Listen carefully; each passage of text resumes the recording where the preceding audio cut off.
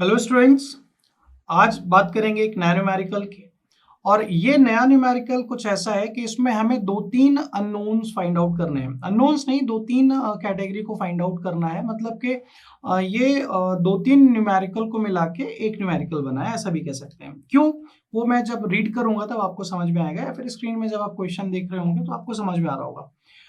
क्या लिखा है क्वेश्चन के अंदर कि while aligning a highway in a built up area it was necessary to provide a horizontal circular curve of radius 300 metre. जब आप हाईवे के अंदर अलाइन कर रहे थे तो वहां पे सबसे पहले क्या जरूरी था कि आप वहां पे हॉरिजॉन्टल सर्कुलर कर्व प्रोवाइड करो जिसकी रेडियस आ रही थी आपकी 300 मीटर। तो उस कंडीशन में आपको कुछ फॉलोइंग ज्योमेट्रिक फीचर्स को डिजाइन करना है, जैसे कि सबसे पहले सुपर एलिवेशन, दूसरा एक्स्ट्रा वाइडनिंग ऑफ पेवमेंट और तीसरा लेंथ ऑफ ट्रांजिशन कर्व।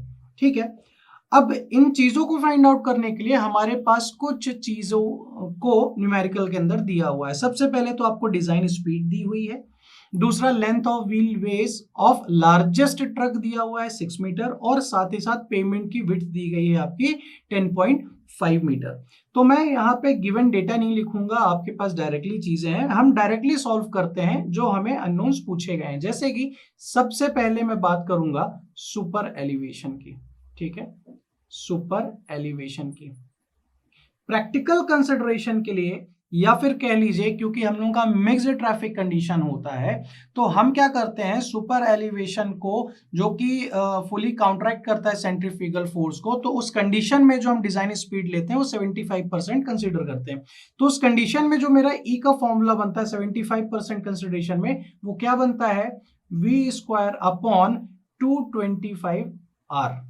ठीक है, यहां पे मेरी v की वैल्यू कितनी है, 60 है, 60 का स्क्वायर ये 225 है, और r की वैल्यू कितनी है आपकी 300 है। तो यहां से मेरा जो e निकल के आता है वो कितना होता है 0.053।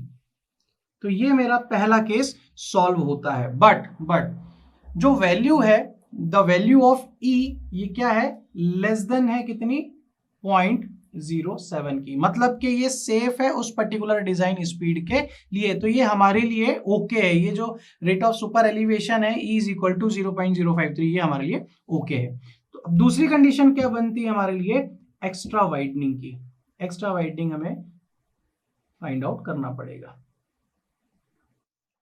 एक्स्ट्रा वाइडनिंग जो कि क्या होती है, इसको इस तरीके से डिनोट करते हैं, एन एल का square upon 2r plus v upon 9.5 under root r, 9.5 under root r। ठीक है ना, ये मैंने आपको बताया होगा, ऑफ ट्रैकिंग या फिर मैकेनिकल वाइडिंग, ये सारी चीजें आपको मैंने बताई होंगी। अब न्यूमेरिकल के अंदर सीधे सीधे तो n की वैल्यू नहीं दी है, बट हमें पेवमेंट की विड्थ कितनी दी है, पेवमेंट की विड्थ कितनी है, पेवमेंट की विड्थ दी है 10.5 मीटर। मतलब क्या, नंबर ऑफ लेन कितनी हो जाएगी, 3 हो जाएगी।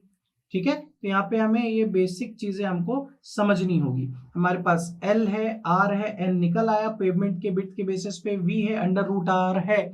यहां से मैं WE बहुत ही आसानी से फाइंड आउट कर लूंगा। क्या हो जाएगा, 3 इंटू 6 का square 2 into 300 2R plus 69.5 under root 300।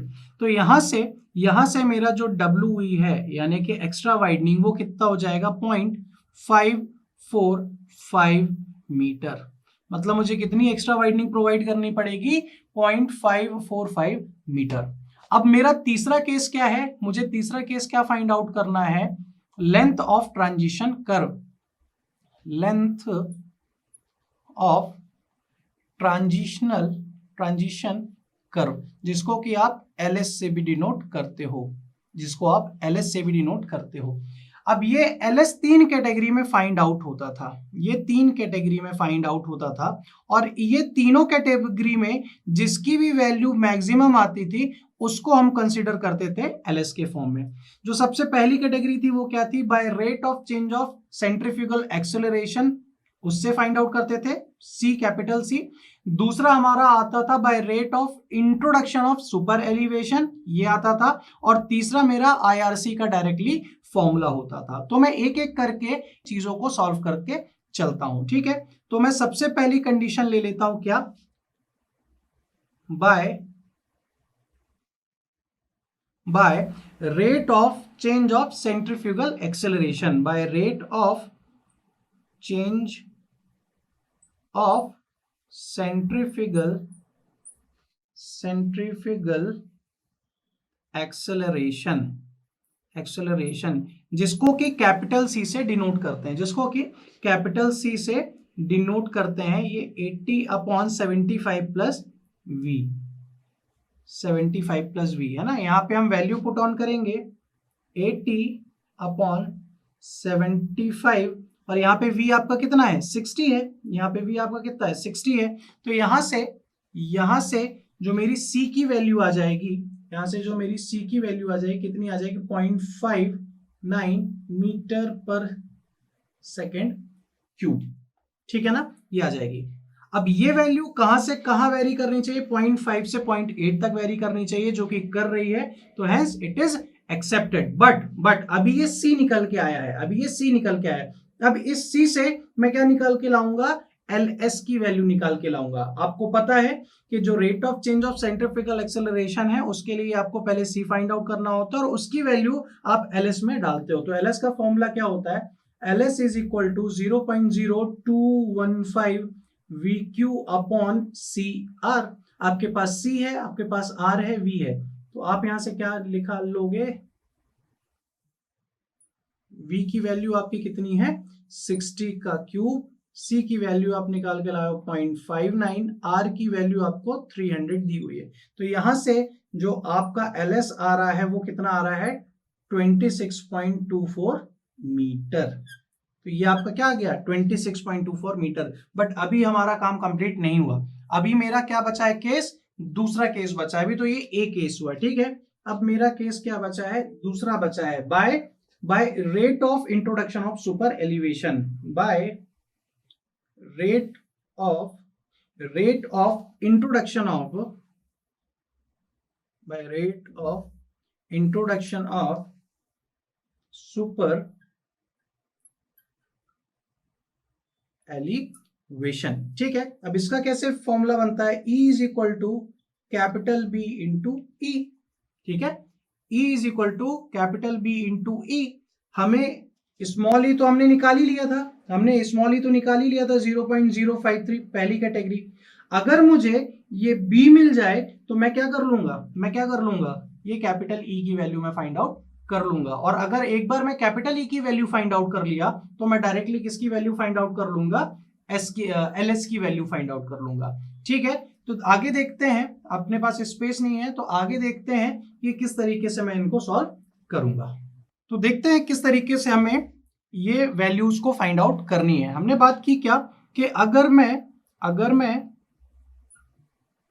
इस b को फाइंड आउट कर लेता हूं तो ये मेरा e निकल आएगा, और अगर एक बार ये मेरा e निकल आता है तो मैं इसके हेल्प से क्या निकाल लूंगा, ls की वैल्यू निकाल लूंगा। मुझे e तो पता ही है मैंने, क्योंकि सबसे पहले यही फाइंड आउट किया था, और इसकी वैल्यू मुझे पता है क्या है, 0.053 है, ठीक है। कंफ्यूज नहीं होना है ना, परेशान होना है कि बहुत बढ़ता हुआ जा रहा है। जब आप b की बात करोगे तो v कुछ भी नहीं होता है, कैपिटल W प्लस ये एक्स्ट्रा वाइडनिंग। आपको W की वैल्यू दी गई है, विड्थ ऑफ पेमेंट दी गई है कितनी, 10.5। एक्स्ट्रा वाइडनिंग अभी आपने फाइंड आउट करके लाए हैं 0.545। तो यहां से आपको क्या निकल के आ जाएगा, कैपिटल B मिल जाएगा, जो कि कितना हो जाएगा, 11.045। तो अब आप क्या E नहीं निकाल सकते हो, कैपिटल B मिल गया, स्मॉल b मिल गया।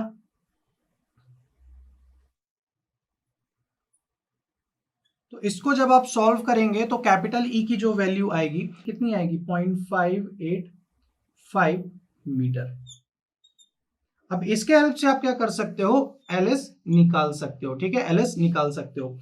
बट ये LS जो मैं निकाल रहा हूं वो इस तरीके से निकाल रहा हूं, बच्चों को यहाँ पे कंफ्यूजन हो सकता है, फिर भी मैं आपको बताऊंगा ये मैं किस तरीके से लिखा हूं। बट पहले देख लेते हैं।